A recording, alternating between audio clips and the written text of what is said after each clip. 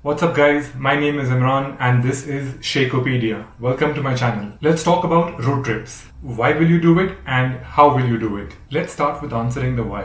During this pandemic time, you're not comfortable with doing air travel, visiting the airport, going through the security with a lot of people around you, with a lot of travelers around you. So you would better do a road trip. The other answer to your why would be, I want to do a road trip, just like me. And for the how, you have multiple options.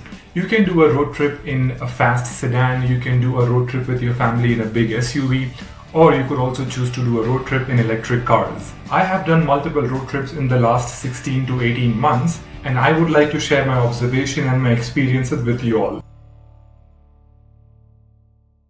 As part of my road trips, I would make sure that I'm taking care of two important things. One is the health of my car, and two, the essential equipments. In this video, I'll take an example of my longest road trip, which was between California to Colorado, spanning over 1,000 miles, which I've done multiple times, where I've mainly traveled to meet my family and friends and spend some good time. Specifically, when I'm taking my road trip between California and Colorado, these are some of the pit stops that I would take. I would not take all of them in a single trip, but I would usually divide them across my different trips and use different cars. I'll divide this video into 3 segments so we understand and plan our road trips accordingly. Segment number 1, packing and loading. Segment number 2, planning your start time and total travel time. And segment number 3, your planned pit stops. So let's jump into segment number 1, packing and loading. As part of my road trips, I would make sure that I pack all my major luggages and load them in my car the night before or the evening before, especially those which I am not going to access as part of my road trip, so that on the day of my travel, if I'm starting really early in the morning, I am not worried about loading my luggages and getting into last minute issues. The second part of my packing is the essential items or the quick access items, like some water bottles, some Gatorade, some snacks, a jacket, a hat, and so on, which I'll be keeping closer to me so that I can access them easily while I'm driving also, or where I'm taking my quick pit stops. Now we could discuss really in detail about the packing and loading the right luggages in your car, especially if you're traveling with a bigger family or with your kids, but I usually make sure that I'm packing as light as possible and focusing more on enjoying my journey. Segment number 2, start time and total travel time. This is where I put more focus on the entire road trip,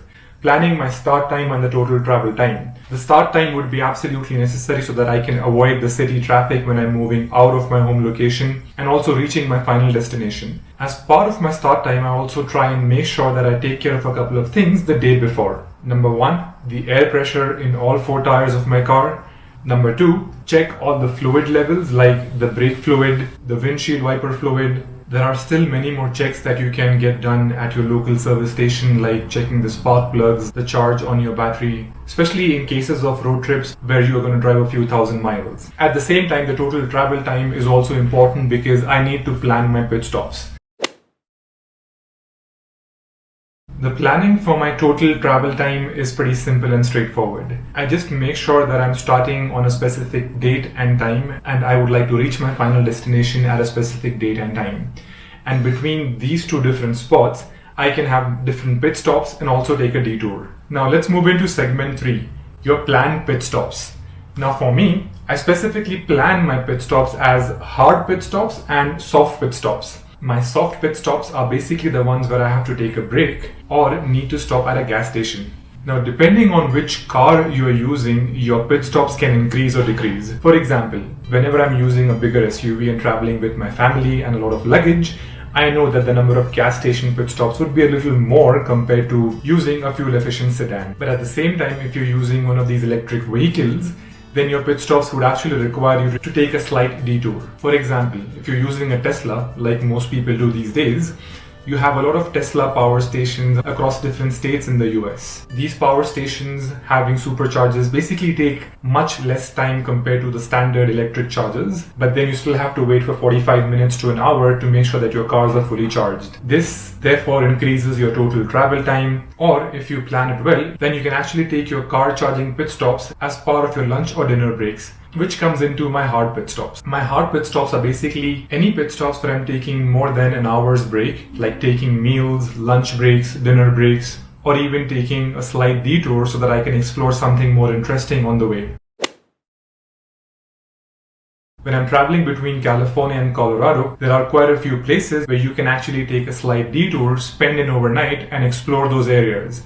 For example, in Moab, Zions National Park. And sometimes these hard pit stops can only be for you to just spend a night and then start driving again the next morning. So let's talk about Moab and the Zions National Park.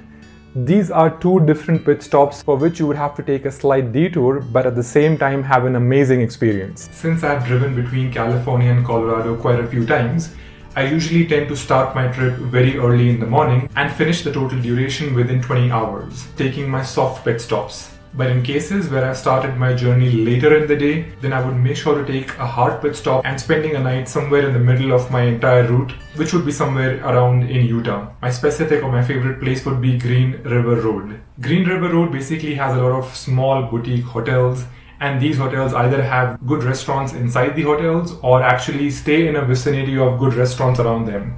So specifically, if you're spending a night in these hotels, you can start next morning, have a good breakfast, and then get back on your road. A few other hard stops that I would take and recommend would be somewhere around the outskirts of Las Vegas, where you can have a good meal, or somewhere in Ridgefield, Grand Junction, and also a place called Rifle, which is basically a part of Colorado. And now some quick recommendations. Specifically, if you're traveling with your family and you want to take different detours or visit more places as part of your journey between Colorado and California, you can actually stop by at these good locations in Colorado. These locations are nothing else but mountain resorts. One of them is Vail. The other one is Glenwood Springs. I specifically like these two because they would not require you to take a long detour, but they are just off the I-70 freeway, which connects Colorado to Utah and then to California using the I-15.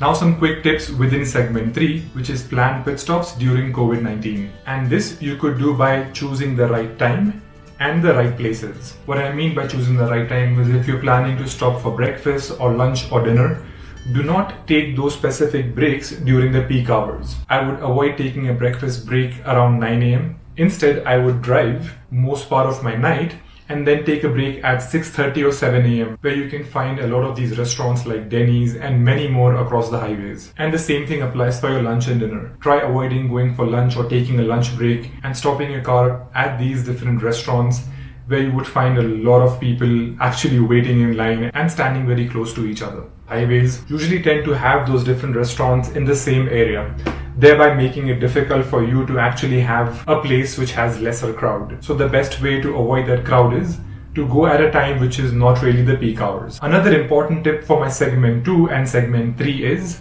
plan a lot of good snacks.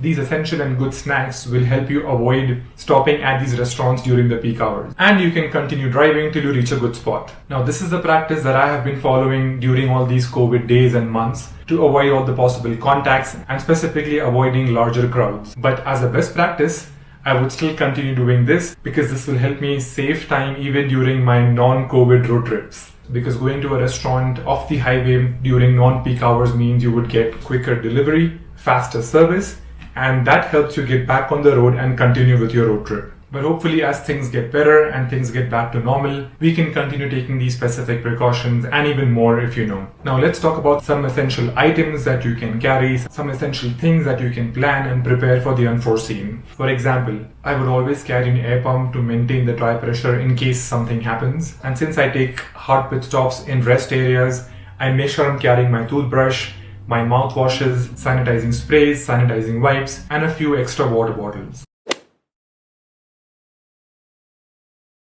It is important that we take care of ourselves and our families during the spread of the Delta variant. So a few places that you have to be more careful as part of your road trips would be, as discussed, are the gas stations, the restaurants, any specific stores that you're going in and out to buy snacks or drinks. And also while using restrooms in different public places like the rest areas, as well as at the gas station. Traveling in electric cars can be fun too, specifically if they have their charging stations like the Tesla superchargers right across the highways, and you don't have to take a big detour to go in a few miles and then again get back on the highway by driving a few miles. between California and Las Vegas. Specifically this gas station, which has a huge power station with multiple terminals for charging electric cars. I have never seen so many Tesla superchargers all put together in a single gas station or in a single power station. And it's open 24 hours.